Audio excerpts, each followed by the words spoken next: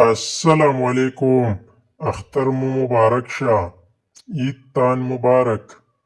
د نړۍ ټولو مسلمانانو ته د کوچني اختر په رارسېدو سره د زړه له کومې مبارکي وړاندې کوو.